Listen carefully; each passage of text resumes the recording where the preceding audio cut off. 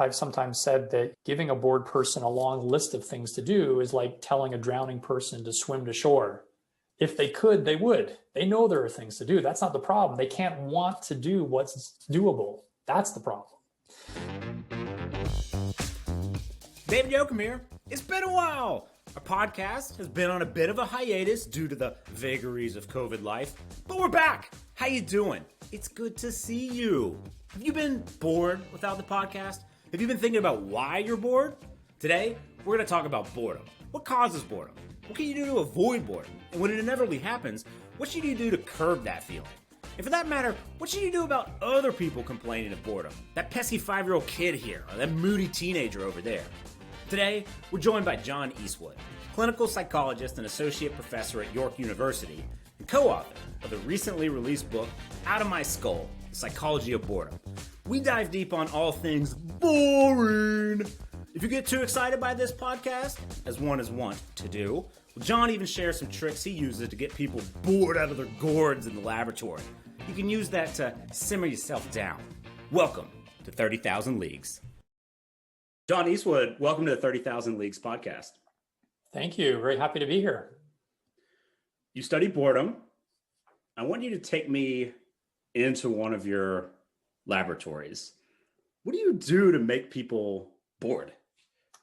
So at York University, where I work with graduate students and undergraduate students, and we've had some postdocs working in the boredom lab over the years as well, we study boredom using a number of different methods.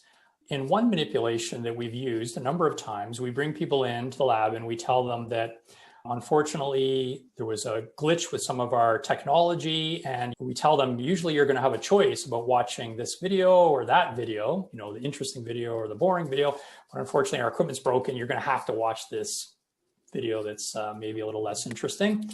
And then the video itself ends up being a very low-level video about teaching English to people where English is their second language. So it's a really low level, like teaching nouns, like this is a ball, this is a chair. And so this is for, you know, university level students. It's well beyond their comprehension. And it's this video of this ridiculous mime as well, teaching these nouns to people.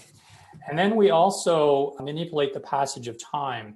So we tell people that the video is, you know, going to be, let's say, 20 minutes long, but in actual fact, it's, you know, longer than that. And so people, their sense that time is really dragging. Oh, this is taking way longer than I thought it would. So we manipulate feeling of choice, the passage of time, and then the content of the video.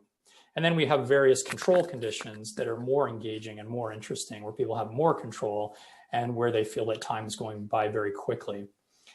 And, you know, we also, just to put this out there, at the end of the study, we have some other manipulations to bring people back out of their boredom and to make sure that they're in a good mental state before they leave the lab. But it is a pretty excruciating kind of manipulation. And sometimes, you know, people are wearing these headphones and you can hear them huffing and puffing like, or banging on the table or those kinds of things when they're in the lab, because it is a pretty frustrating or difficult kind of situation to be in for, you know, 20, 25 minutes. What are some of the other boredom inducing tasks that you or other labs use? Well, there's a whole suite of videos that people have used. So I talked about ours being this mime teaching English. There's another video that's a bunch of researchers have used where they have a person who works in a paperclip factory talking about their job in this really monotone kind of way. There's another one about two men hanging laundry on a laundry line, gripping. Which is, yeah, really gripping. There's physical studies where people have to like do a peg turning task where they have to turn a bunch of pegs, like a quarter rotation each time, and then go back and do it again and again and again. Or people have to circle all the vowels in a long, you know, like a long entry from Wikipedia or reading the phone book. So there's a whole host of kinds of tasks. What they have in common is the task is not engaging the person's cognitive or mental ability. It's well below their cognitive ability. So they have unspent, unused cognitive resources that are not being engaged by the task. That's really the crux of what those manipulations have in common. They also have this idea of constraint. And we know that when you have to do things that you don't want to do, that don't engage your mind, that's a surefire way to engender boredom in people. And I'll definitely ask some questions to probe the different mechanisms behind boredom. But so we're in the lab, you're making me watch videos of people holding laundry and I'm turning knobs. How do you actually know I'm bored? Yeah. So one of the things that our lab started with was trying to define the state of boredom. And, boredom is a fascinating thing. Philosophers have studied it, theologians, writers. It's been talked about and thought about for a long time now. Social psychologists are a little later coming to the game, like social psychologists or sociologists, clinical psychologists, cognitive psychologists haven't studied it as much. And one of the things that's really hampered the study of boredom is some kind of general, universal, agreed upon definition of what the state is. So one of the things that we try to do in our lab is come up with a definition that all the different schools of thought could live with and say, yeah, I can accept that that's a good definition of boredom. And then we had to come up with a self-report way of measuring it. So measuring emotions or feelings is a tricky thing, right? Because we can look at physiology, we can look at things like galvanic skin response, how much a person is sweating, we can look at heart rate, we could look at neuroimaging, look inside their brain, and those things all have an important role to play. But ultimately, we really have to depend on what the person is telling us, because feelings are inherently a subjective state, and the only person who has access to that subjective state is the person in question. So we developed a self-report scale to measure boredom, which asks a series of questions, and people just report their level of boredom on these different questions. And our scale is called the multidimensional state boredom scale that we developed. And what are some of the examples of questions in it? So boredom is this uncomfortable feeling of wanting but being unable to engage in satisfying activities. And it's associated with the sense that time is dragging, difficulty focusing attention, feeling of whatever's at hand is pointless or lacks any value. And it's also associated with sort of a jumble of energy levels. And this is an interesting one and a little bit controversial too. So maybe we can unpack this. Boredom seems to be associated with both restlessness and irritability on the one hand, but also kind of lethargy and low energy on the other hand. So boredom, in our view, or my view anyway, is associated with kind of like oscillations back and forth between these two states. Some people prefer to define boredom as always and only involving low arousal states, lethargy, lack of energy. In our view, though, it's important to be able to distinguish apathy from boredom. And I think apathy occurs when you lack desires, but you're quite content to lack desires. You have no desire to be doing anything. Tolstoy famously defined boredom as the desire for desires. So as I said, it's this, you want to be doing something, but you can't get engaged in anything, either for some reason in the environment or some reason in us. We're prevented from being able to engage, but we want to engage. So it's a motivated state. And I think that's why it's associated with the restlessness and the agitation. But over the course of a boredom episode, a person is going to kind of, I think, oscillate between, trying to find a solution to their problem and then like, and then maybe like a giving up, or maybe even trying to escape boredom through sleep, or just say, well, I'm just going to go have a nap, And in a sense, that's an extreme way of getting rid of the desire to be involved in some activity by just turning the lights off, and saying, okay, I'm going to sleep. That's it. I'm done. Does the experience of boredom have a common trajectory? Are there certain feelings that bubble up at minute one and then there's a crescendo and then some sort of after effect? What does that look like? That's a great question, and I can't answer it, but that's on the cutting edge of where we're at with the boredom research, right? So some researchers have said we really have to look at the time course of boredom. And that's something in our lab that we're just starting now to try to design some studies to look at kind of its time course, how it waxes and wanes or how it evolves over an episode. So I can't answer that question, but you're right on top of kind of where we're headed. So why do we get bored? Well, I think that boredom is this uncomfortable feeling of wanting but being unable to become engaged in satisfying activity. And there are two core mechanisms, I would argue, happening in the mind of a bored person. The first mechanism we refer to as a desire bind. A bored person wants to do something, but doesn't want to do anything in particular. So they want to do something, but nothing at hand will scratch that itch. It doesn't fit with their desires. And so they're in that conflictual, that bind state, okay? The second thing that's happening in the mind of a bored person, we call an unoccupied mind. The bored person has what you might call surplus cognitive ability, mental capacity, that's not being engaged. So the desire bind, that first mechanism, as I said, Tolstoy referred to boredom as the desire for desires. And so that would be an example of the desire bind. Another writer, Saul Bellows, talked about boredom as the pain of unused power or unused potential. And so that would be the unoccupied mind portion. So the desire bind and the unoccupied mind are the two core things that are happening in the mind of a bored person. They're at the root of boredom. And then we can explore questions like, what personality characteristics lead someone to be caught in the desire bind and to have an unoccupied mind?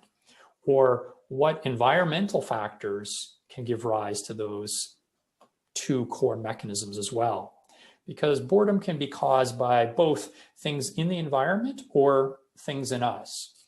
And if you want, should I unpack what those things are, things in us and things in the environment? Let's do it. All right. So external causes of boredom. You could summarize these as sort of saying that the environment lacks fit, or we're disconnected from the environment when we're bored. And so there can be a lack of fit with the environment in a couple of ways, maybe four ways. First of all, lack of fit in terms of our values. If there's nothing to do that we value, that's important to us, then we're not going to be able to muster up an actionable desire because whatever's at hand doesn't fit with our values. There's nothing that's meaningful to us that's available to do. The second thing would be lack of fit around the need for variety or excitement. So situations that are monotonous, situations that lack variety, it's the same old, that kind of environment is going to be, if it's a mismatch for our need for variety and excitement, then it's going to contribute to boredom. The third area for lack of fit would be ability. So let's say, you're a mathematician. Let's say you're, a grad student studying mathematics and you're doing simple math problems. The simple math problems aren't going to be difficult enough to engage your mind. You're going to have unused cognitive potential left over. And so that situation is going to leave you bored. But let's say you don't have great mathematical ability, but you're being asked to do very complex math problems that are well beyond your ability. That can also contribute to boredom, because what happens there is it's so far beyond what we're able to do. We can't get an intellectual foothold. It's like beyond our capacity, like right over our head. And because it goes over our head, then we disengage, right? We disengage, and now our cognitive ability is not being used because it's too far beyond us, right? And the final thing we've already touched on is this freedom. So if we're constrained, if we're kind of railroaded into some activity that we didn't freely choose, that's going to contribute to boredom as well. Those would be the environmental contributors to boredom. Situations that lack value, that don't have variety or excitement, where they're beyond or below our ability levels, or where we're constrained. Those would be some of the environmental factors that contribute to boredom.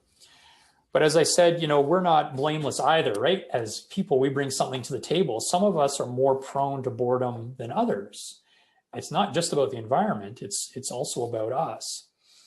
So you can break this down into 5 different kind of categories. You can break it down into emotional factors, cognitive factors, self-control, biology, and motivation. So I'll just touch on each of these quickly. Emotion. This is an interesting one. So people who are afraid of their emotions or lack facility with their emotions or try to avoid them are more likely to be bored. And you might say, that's kind of weird. Why would that be the case? Well, it's important to recognize that emotions are like compass points that orient us in life towards things that are important or things we value. If we avoid our emotions, or we can't read our compass, or our compass is broken in some way, then it's like being adrift in the ocean without any orientation. We can't find our way. We can't find our way to meaningful activities that will engage us. So there's a little bit of research on this, not a lot, but a little bit of research showing that people who have gone through emotional trauma experience boredom later on as a consequence, perhaps, of that traumatic event. And the idea is they go through trauma, and then as a way of coping or a sequelae of the trauma is they become emotionally numb. And that emotional numbing, now we're back to the broken compass. You can't find your way. So that's the first personality characteristic we know that contributes to boredom, these emotional factors. Cognition, the second one. People who have weak executive functioning ability, people who struggle to corral their attention, to focus their attention, to organize their mind, are more likely to experience boredom. And the idea there is if boredom is a failure to engage your mind, then if you have a hard time organizing your thoughts and organizing or directing your attention, then it's pretty straightforward about why people with these kinds of difficulties would experience more boredom. So ADHD, people with ADHD experience boredom more often.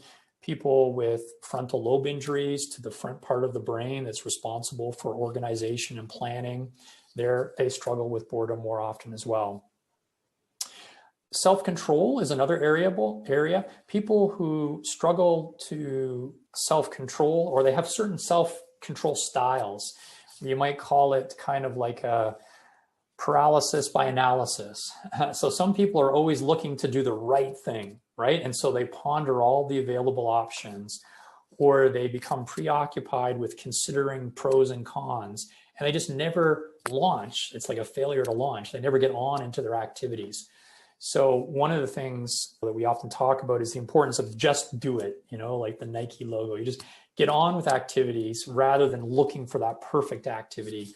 So self-control and certain self-regulatory styles are more likely to be associated with boredom. Biology is another factor. Some people are just chronically under-energized. They have less get up and go. They're more sleepy or less aroused. Then they need excitement in order to focus their attention.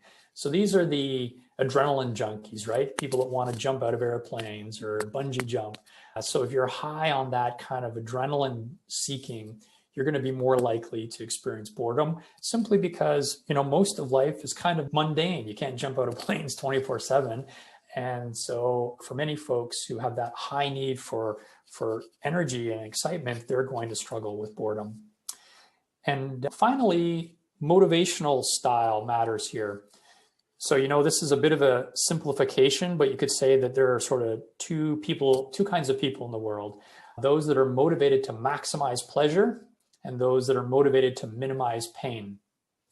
So let's say you're planning to go on a hike with your partner and you're a maximize pleasure kind of person. And you think, oh, it'll be great. We'll get out in the sun. We'll get some fresh air. We'll have some time together. We can stop and have a picnic. And so you think about all the possibilities for pleasure, the possibilities for reward, the possibilities for positive. Whereas the minimize pain kind of person says, oh man, the traffic is really bad. We're going to get stuck in traffic. It's kind of cold today. When we get outside, I'm not going to be warm. And What if we run into so many other people on the hike and I'm going to feel worried because of, COVID and social distancing or something like that? So this is the kind of person that sees the problems and they're motivated to make choices that minimize pain. So if you're extreme on either of these, you're more likely to be bored. So the maximize pleasure kind of people, they're going to feel more bored because the world just isn't offering enough pleasure to them, isn't offering enough opportunities for that pleasure. They have to do the laundry, day-to-day activities have to get done. On the other hand, the minimized pain might be a little less obvious, but the minimized pain folks want to turtle into their protective shell to avoid problems. But by turtling in, they might stay safe, but now there's going to be fewer opportunities to engage in the world in satisfying activities, so they're more likely to be bored. So that was a bit of a whirlwind. I kind of went through it super quick, but I wanted to get the broad landscape there of the factors in the world and the factors in us that can lead us to struggle with the desire mind and the unoccupied mind, which is boredom. And there is Boredom 101 in a 5-minute capsule. That's great. Well, so now that our minds are, as you said, seated with these thoughts about the external and internal features, and I was kind of processing that as some of the more proximate causes or sort of inputs to whether you're feeling bored or not. And I wonder if before we dive into that, or even as a compass into diving into some of those features a little bit more, your thoughts on the ultimate purpose of boredom. Like, why do we get boredom? What is this signal doing for us? Yeah, well, if you think about it, all uncomfortable feelings that we might have, sadness, anger, frustration, you could say in a sense they serve a purpose, right? They are adaptive. You could even think about the example of physical pain. Physical pain doesn't feel good, but if we didn't experience pain, we would be in real trouble. Pain protects us from bodily harm. So pain tells us, whoa, stop what you're doing. Your body is being damaged. Pay attention, address this threat to your physical well-being. Sadness tells us that we're experiencing loss, perhaps, and that we need to move towards others, perhaps, access our vulnerability, look for connection. Anger might tell us that we're being threatened or we're being violated in some way and tells us to assert ourselves or to push back. So then, the question is, what does boredom tell us? What's the signal of boredom? And I think that you could think about boredom as protecting us from stagnation, if I had to put it in a nutshell, right? So boredom is uncomfortable. It tells us right now, you're not engaging your mind, you're not utilizing your abilities, and you're not being agentic. So agentic is a big fancy word that basically I'm using to refer to this idea of being self-determined, having a plan, and then following through on that plan. So you could think about a cork in the ocean that's being buffeted this way and that way by the waves, pushing it this way and that way. It doesn't have agency. You could think about a boat captain who's navigating a boat in the ocean. It too, the boat and the captain are going to be subject to the forces of nature, but the captain can make a plan and say, well, I want to go to shore, I want to go north, I want to go south, and then can act on that plan. And for now, I'll leave out of this kind of more thorny questions about free will and all of that kind of thing, but just say that agency refers to our capacity to be self-determined, to make a plan and then follow through on it. And boredom signals a crisis of agency. When we're bored, we're not being agentic. We're not being self-determined. Andreas Elpiduro, a philosopher who writes about boredom, he talked about, I wish I could remember the exact quote because it's a great phrase, but basically he says, the world of a bored person is not that person's world. It's not the world of their projects, their purposes, their engagement. When you're bored, you're more passive, things are happening to you, and you're not creating a world out of your own intentions and desires, right? You're not a source of meaning making. you're now a more passive recipient of stimulation or activity. So boredom warns us that we're not using our capacities, we're not being agentic. And so the pain of boredom prevents us from persisting in stagnation. If we were not uncomfortable when our minds were disengaged, then we might persist in that state. And then we would never realize our potentials. We would never grow as individuals or as a species. We would never kind of advance.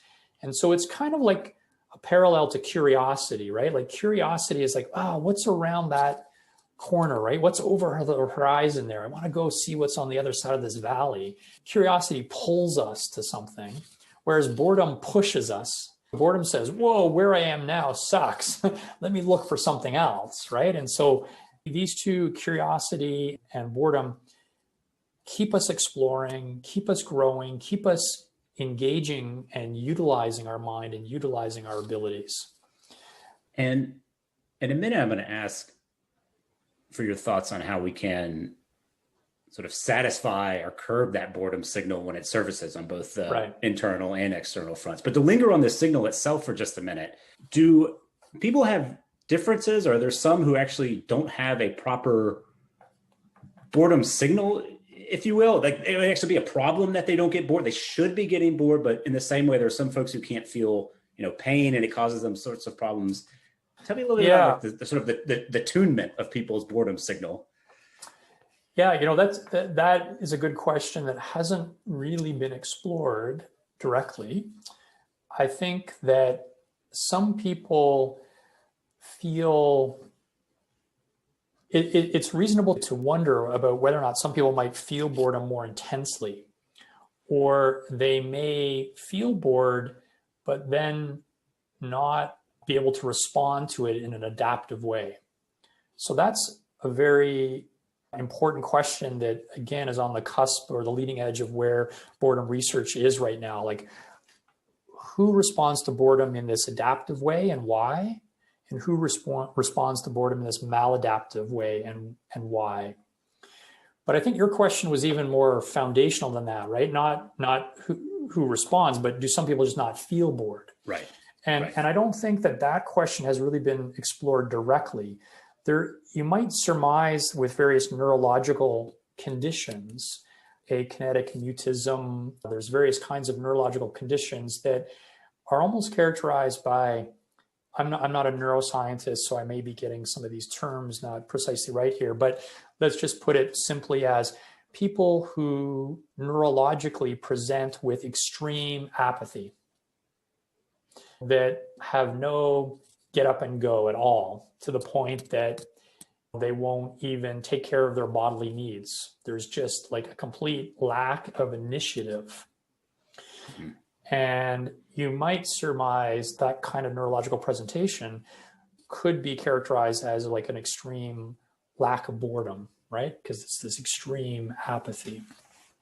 What do we know about some descriptive stats on how often the average person feels bored in a day, or anything to give a sense of how frequent it is? I wish I had some great figures on my fingertips for that. I don't, because there aren't yet norming studies to look at, what is an average level of boredom, to really know when is it extreme or how often. But there was a study done where they did what's called an experience sampling study, where they would beat people on their smartphone at various intervals and ask them, what are you feeling at this moment? And they might have various response options, or it might be open-ended and they could say whatever emotion they were feeling. And boredom is a fairly common emotion, but I can't tell you exactly right now what those numbers are. I can tell you that we do know that boredom levels change depending on people's developmental stage or their age. We don't know a lot about boredom levels in young children, let's say below the age of 10, but we know that boredom levels from about age 10 to age 18 increase, with sort of a peak around 16 to 18. And then boredom levels seem to drop from early adulthood down into midlife, 50. And then they may start to increase again a little bit later in life.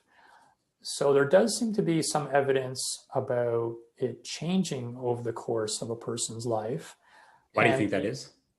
Yeah, well, again, we don't know for sure, but I think we could speculate a couple different ways might explain that. We could explain it kind of from environmental factors or more psychological, developmental factors. So in terms of environmental factors, if you think about adolescence, adolescence, young adulthood, as people are approaching 18, let's say, this is a time when young adults are developing more desire for autonomy and freedom and self-determination, but they still have a lot of restrictions on them. They still have a lot of social limits. They still maybe need parental permission for various activities, or society hasn't given them yet the permission to do various things.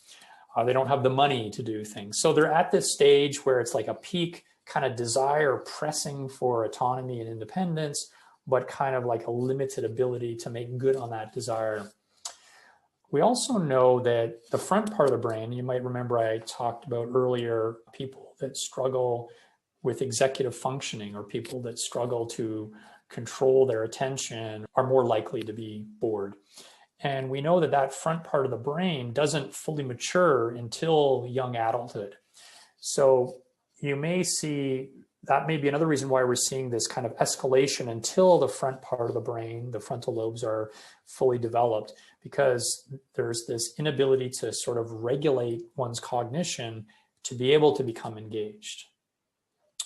So then why the drop at midlife? Well, it's interesting. Midlife is perhaps a time when people are just really busy with commitments and responsibilities. And there may just be this idea about so much they have to be doing. We also know that time passes differently at that stage of life, right? There's interesting research showing on how the subjective experience of time passing sort of speeds up. And so as we age, and so perhaps there's something there because boredom is associated with the slow passage of time. And then in late life, we don't have a lot of data there at all. So I said it may go up a little bit again, as we age and, 70, 65, 70, 80, but we don't have a lot of data about that demographic. But again, now we see almost like the flip side of what's happening in adolescence. Maybe people are unwell or they're not able physically to do the things they could do in the past. They have limits or restrictions because of older age. There might even be some weakening cognitive ability again, which might make it harder to focus. There's also this issue about socializing or interacting. Loneliness and boredom co-occur. So if back to those experience sampling studies, and if you buzz people and say, what are you feeling right now? And who are you with? People are more likely to be bored if they're alone or if they're with strangers or less intimate acquaintances. And so in older age, there might be more of this isolation or loneliness. Close friends might even have passed on, and there may be fewer opportunities to be active together with others. And so the exact relationship between boredom and loneliness is not clear, but we do know that they co-occur. And I know you said we don't have data for kids under 10, but I would not be doing my duty to fellow parents if I did not ask for you, or at least invite you to speculate on the young child complaining of boredom despite having the whole world in front of him or her. What's up with that? Yeah, well, it's an interesting question. And even in the way you pose the question, right? It's kind of like parents and adults, I think, get worked up about kids' boredom. It pushes their buttons. Why are you bored when there's so much to do? Or, oh my goodness, I failed as a parent. My kid is bored. Or, oh my goodness, I've let my kid rot on, YouTube or the iPad for an hour. I feel guilty. So there's a lot of social judgment around boredom, which maybe we could talk more about that as we go here too. I don't know, but I find that fascinating that there's all this social work that's being done when we say something is boring or someone is boring or I'm bored, anyway, but back to your question. First of all, I would just say, don't freak out if your child is bored, and don't become hard on yourself or hard on them. know that boredom is an uncomfortable feeling like any other uncomfortable feeling, and it's there to serve a purpose. And kids need help learning how to identify their emotions and then how to respond to them. So if a child comes home and they're feeling down or they're upset and you ask what happened, well, I got into a fight with my friend, or they didn't share their toys or whatever, a parent will help them label the feeling. Oh, you're feeling sad because you wanted to play, or you're feeling hurt. The parent is creating a space for that, allowing it, and then moving to what can we do about it? Self-soothe, right? Or respond. So I think a similar process here. So don't deny the boredom. Don't say it doesn't exist, or don't teach them that it's a horrible thing. We got to get rid of it right away, or that you're bad because you feel it. It's like, oh, well, it sounds like you're feeling kind of restless, or I don't, would depend on their age, what would be appropriate words, right? So it sounds like you're feeling like you really want to do something, but nothing's holding your attention right now. You can't see what it is you want to do, eh? That you're sort of feeling bored. You're feeling bored right now. It doesn't feel very good. So it's sort of telling you that you need to find something that's going to really connect with you and use your abilities, something that will satisfy your need to be creative or to engage in the world. So let's see if we can figure this out together. Young kids, we might want to do some scaffolding, because they might struggle to focus their attention because they're still, as I said, developing that part of their brain.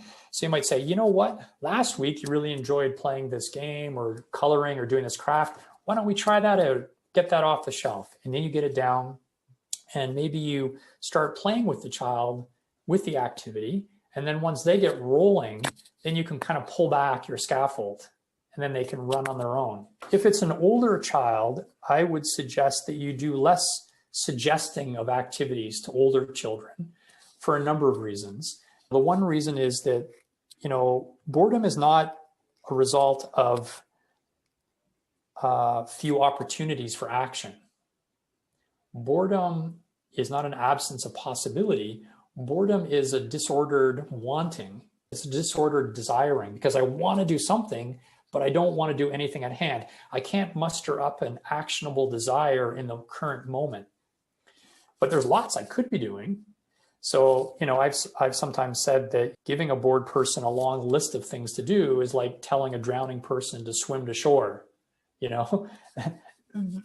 If they could, they would. They know there are things to do. That's not the problem. They can't want to do what's doable. That's the problem. So, and you coming along and saying, well, why don't you do this? Why don't you do that? Now we're back to constraint, right? And what a bored person most needs is to reclaim that agency, that self-determination. So if you come along and start suggesting things, they may work in the short term, but in the long term, you've robbed them of an opportunity to develop their own kind of agency in this moment. So with older kids, I think I might kind of be empathic and sympathetic or compassionate to their situation and say, yeah, this is an uncomfortable feeling, eh? So what I would encourage you to do is maybe really try to think about what you're most passionate about, what you care about, what's meaningful to you, and see if you can think about something that would be in line with those values. So you don't prescribe a specific activity, but you prescribe a way of thinking about the problematic space.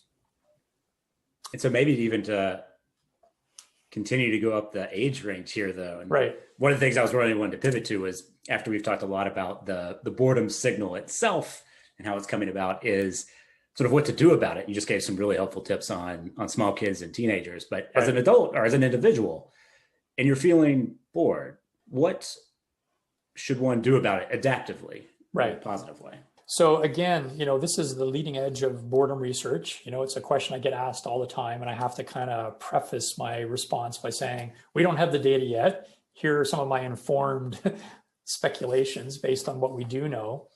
So I've got a few ideas about this. The first thing I'd suggest, which I've already said, but stay calm, don't freak out, right? And it's hard to become agentic. It's hard to engage the world on your terms when you're freaking out. So you might need to take some deep breaths. You might need to maybe burn off a little bit of energy, go for a little walk, maybe spend some time in nature, do something to sort of calm yourself and remind yourself that, look, this is just an uncomfortable feeling like any other uncomfortable feeling. It's here for a purpose. I just need to hear its message. So I need to treat it like a friend that's here to help me live a good life. It's not here to ruin things for me. I just have to learn how to listen to it. So stay calm and recognize that this might be this opportunity to find another gear. Like I said before, boredom invites you to become more self-determined. So often when we're super busy with the press of activities, you have to do this, have to do that, have to be, this activity by this time, pick the kids up from school and get them to their sports and then home for this meeting. And then there's no time to actually even stop to think about what it is you want to be doing. You're just on autopilot. So see this as an opportunity to find another gear, to find a self-determination gear. But that might be hard when the press of activities recedes, right? When there's less going on that you have to be doing. So stay calm. Think of this as an opportunity to find that self-determination gear. The second thing I'd say is transform the experience through acceptance. And let me try to unpack this because there's a lot here that could be misunderstood. By acceptance, I don't mean wallowing in boredom.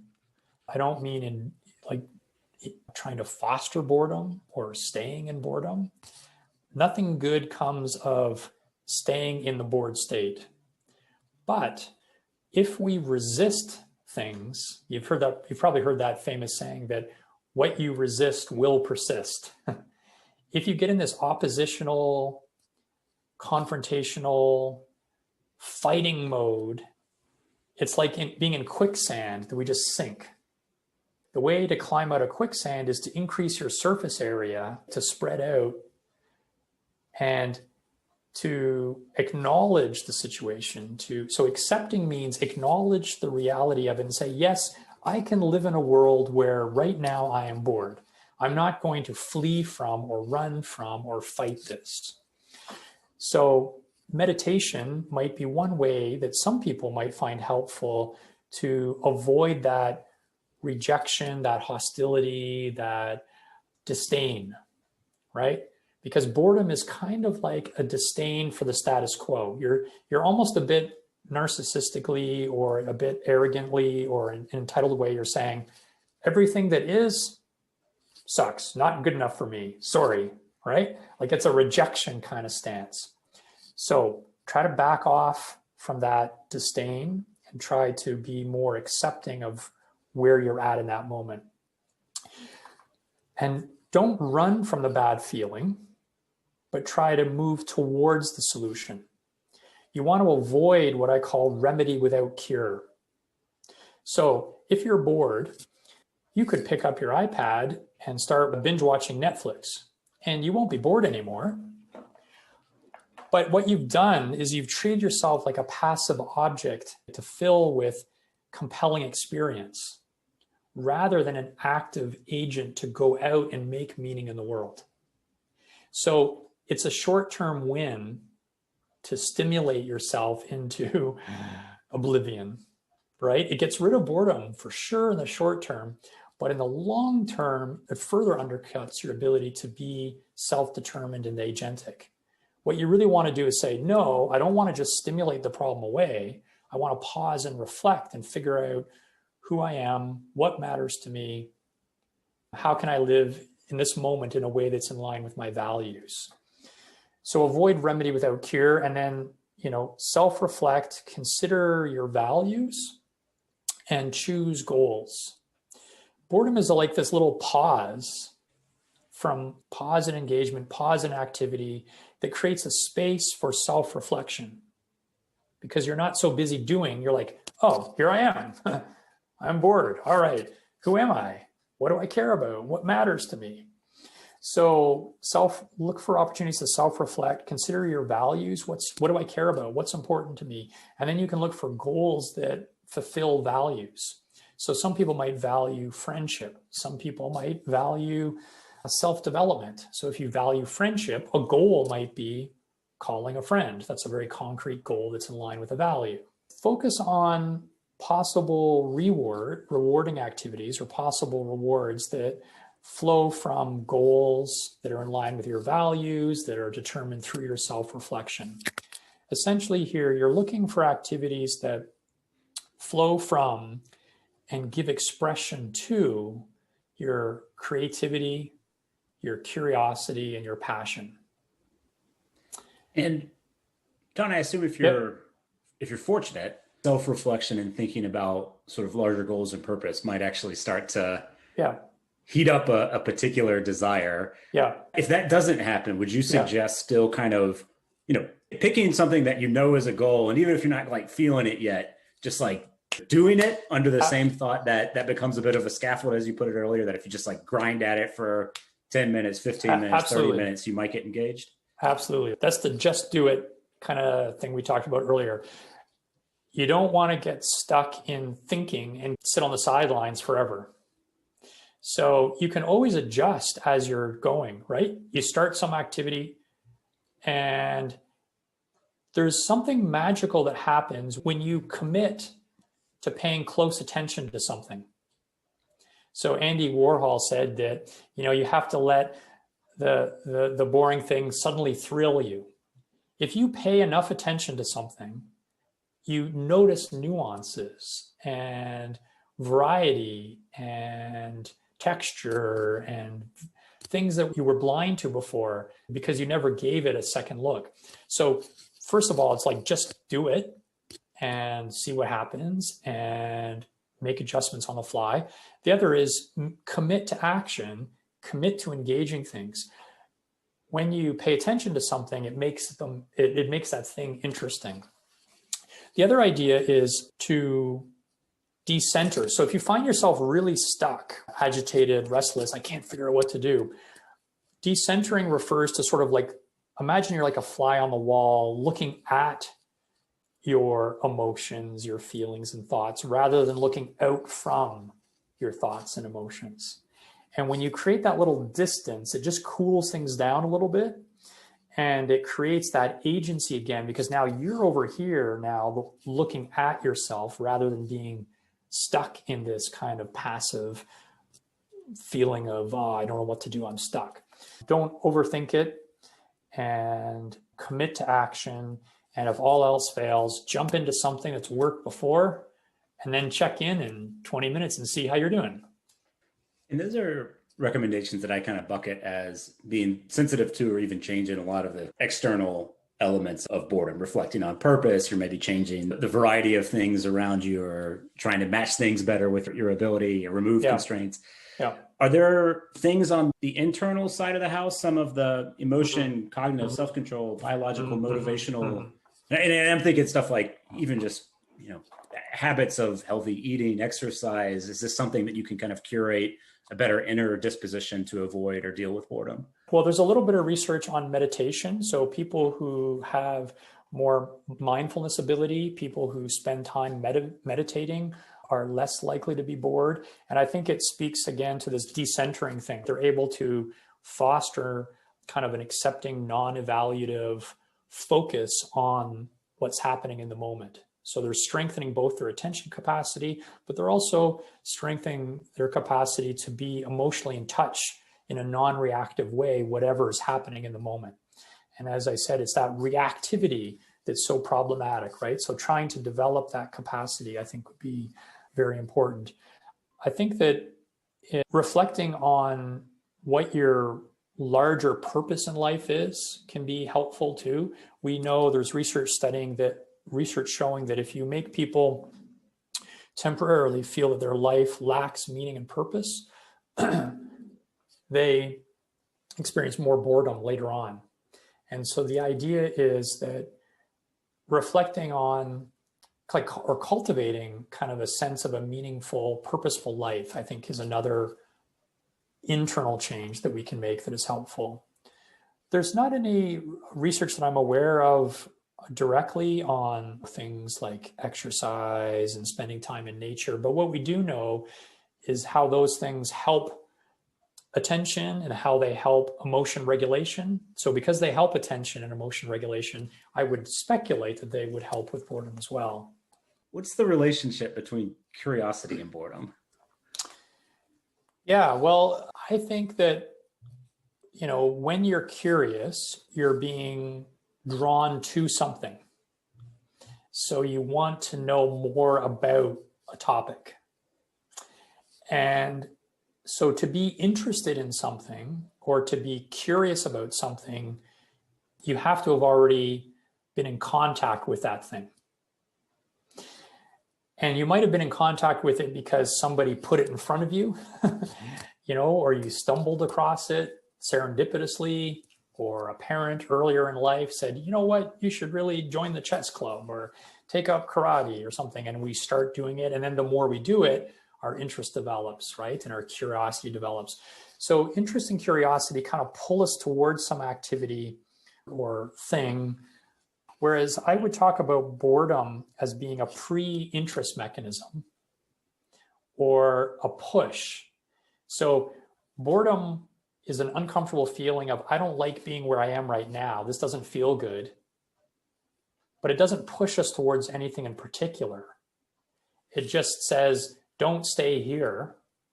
Whereas curiosity and interest say, come here.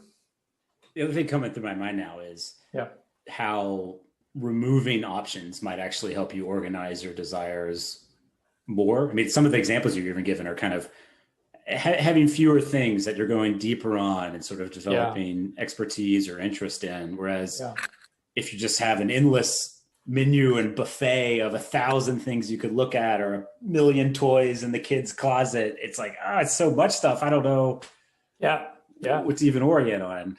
Absolutely. In fact, there was a very recent study that showed that, where they made people bored in the lab. And one group, they had lots of toys that they could play with. I mean, they weren't literal toys, but different things they could engage with, right? These were young adults. Or another situation where there wasn't those temptations. And if you had more temptations, then people were more bored. And it's interesting. It's like the difference between, this is a little different than boredom, but you might have heard about what they call maximizers versus sufficers. I don't know if you've heard of this concept, right? Well, you go to the grocery store to buy breakfast cereal, and there's like 700 different kinds of cereal to buy. People think lots of choice will make you happier. It doesn't work that way. More choice, and then you're less satisfied with what you do choose. And maximizers are always looking for the best choice, right? Sufficer says, I need a cereal that doesn't have rice, has little sugar and high fiber, or maybe they boil it down to, I don't care. Any cereal is good enough. Sufficer just says, this meets my needs, and then stops searching. Whereas a maximizer keeps looking for the best option. So the choice is a tricky thing, right? You're bang on. I think that we often think more choice always leads to better outcomes or happier people, but that's not the case. Why'd you get into this topic? You could say that what I'm most interested in right now is the feeling of thinking. We know that emotions have feelings. When you're angry, you feel that, that heat rising in us, or that activation ready to lash out, or the churning in our stomach. But what we don't often recognize is that thinking also has feelings. So think about that mental strain when you're trying to solve a difficult problem, like strain of mental effort. That's a feeling, right? Or think about that aha moment when you see a solution, or think about that feeling of flow or fluency when you're reading something that's really well organized and well written, and it's just like clicking, boom, boom, boom, boom. So boredom is a feeling of thinking.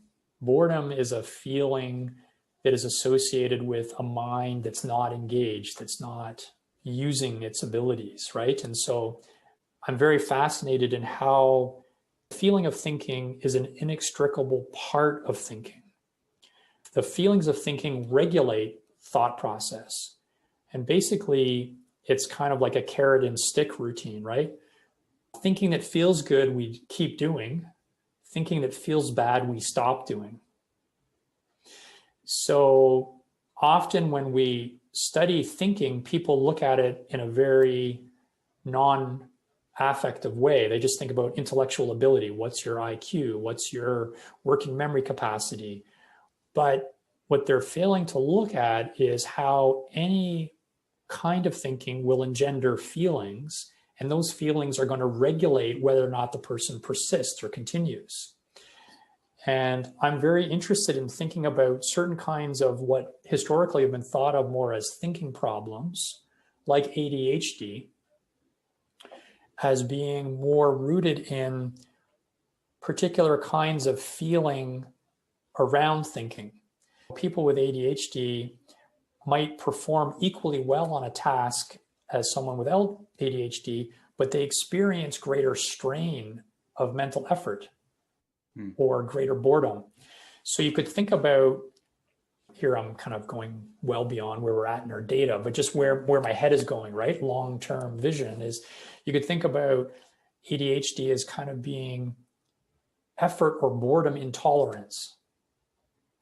I was also interested in boredom because, in my clinical work, you're dealing with maybe, stereotypically young adult men living in their mom and dad's basement, playing too many video games, maybe failure to launch kind of stereotype, who chief complaint is boredom, unremitting, chronic boredom. Are they depressed? Well, they're not technically clinically depressed. They don't meet the diagnostic criteria for depression. So then I started thinking, well, okay, is boredom different from depression? Does boredom lead to depression? How are they related? How are they similar? So this was around 2001. And at the time I was working in a hospital. And so I started this whole project on boredom 2001 by actually interviewing chronically depressed people in a hospital setting, inpatients, to ask them about their experience of boredom and what they thought about boredom. And this was a qualitative study, so it doesn't have the big sample size. It wasn't experimental, but they talked about boredom being something that frightened them because it was like a signal to them that a depressive episode might be coming.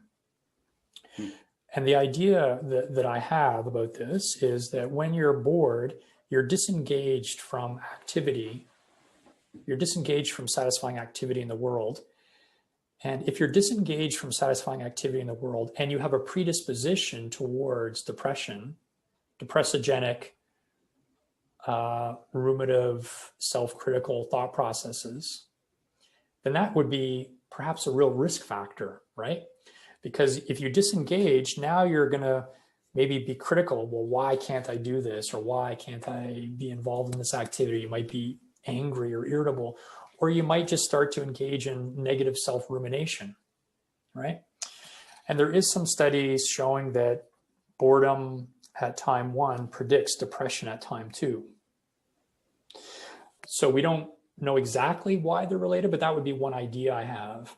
The other emotional or clinical condition that's interesting here is anger and hostility. So boredom at time 1 is related to anger and hostility at time 2. And if you think about boredom as being this crisis of agency, like when you're bored, it's essentially the state of not being able to form a plan, make an intention, and then follow through on that, act on the world. It's almost like boring situations objectify us. A boring situation is objectifying in that it creates no opportunity for you as an individual to engage in it in your own particular way. Kind of what you see is what you get. And there's no opportunity for you to make meaning. So you can think about the difference between like great art versus advertisement. Advertisement forces a pre-packaged message on the viewer that you don't get to interpret. You don't get to participate in the meaning-making process. It just hits you there. Whereas art invites you to engage in it and invites you to participate in the process of making meaning. So I would say boring situations objectify us. And if we're objectified in this way, it's kind of like dehumanizing, right? And that's, I think, one reason why boredom might lead to hostility and anger, because we want to be agentic. We want to be self-determined. The flip side of that, a researcher, Van Tilburg is his name, he's in the UK now. He was in Ireland. He's done some interesting work on boredom and hostility, or boredom and out-group denigration. So you bring people into the lab, you make them bored, so this was done in Ireland, all right? And so these were all Irish participants. So they made them bored, and then they gave them little vignettes about a English person who had beaten up an Irish person, and then they had to assign a punishment to the English perpetrator of this crime.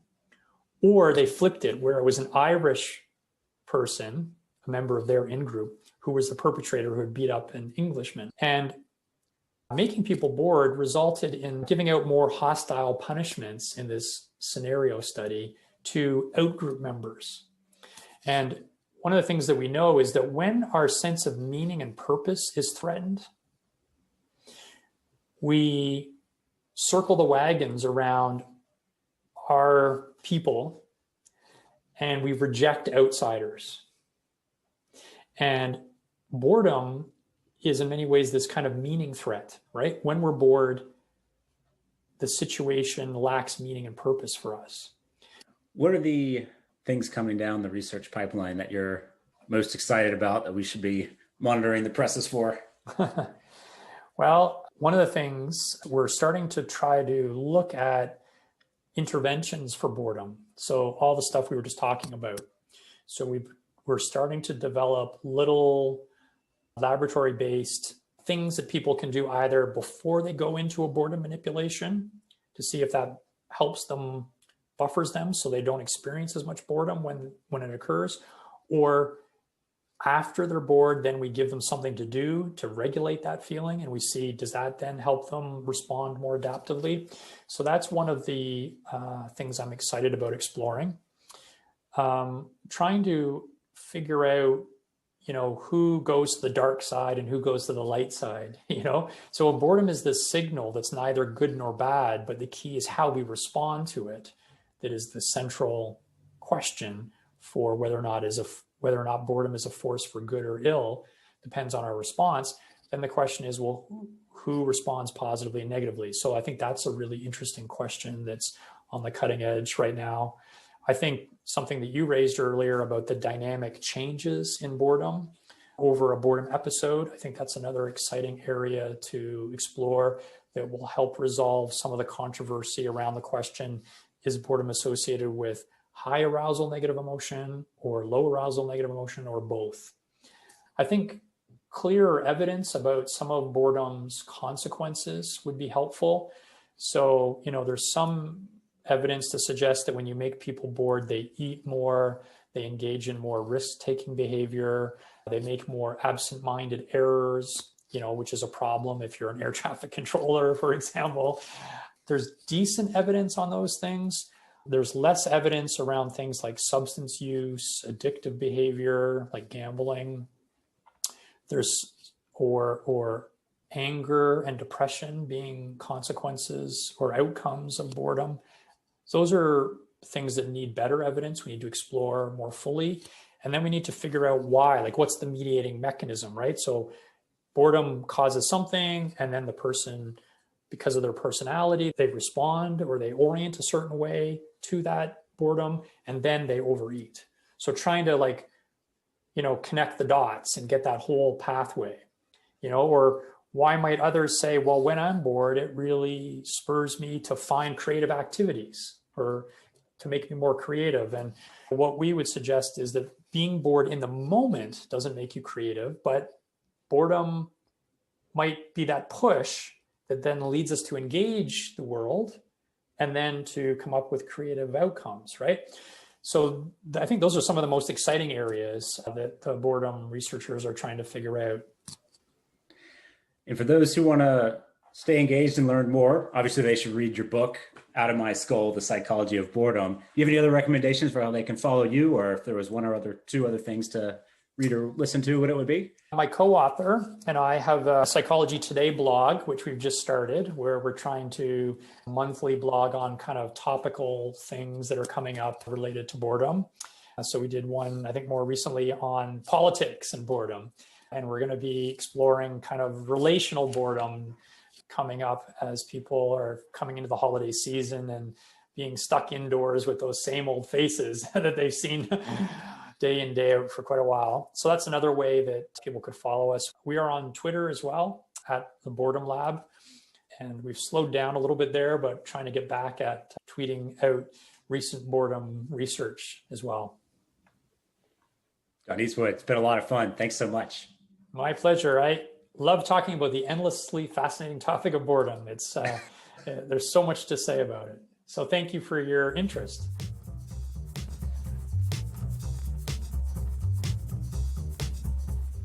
Thanks for taking a deep dive with 30,000 Leagues. This podcast was hosted by David Yokum, Director of the Policy Lab at Brown University, and produced by Kelly Harris Crawley and David Yokum. You can find more conversations at 30,000leagues.com or by subscribing wherever you listen to podcasts. Stay safe, keep calm, and narwhal on.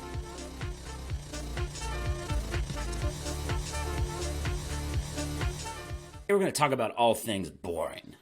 No, that's boring. Let's see. Boring. Snooze. Oh, boring. This is ridiculous.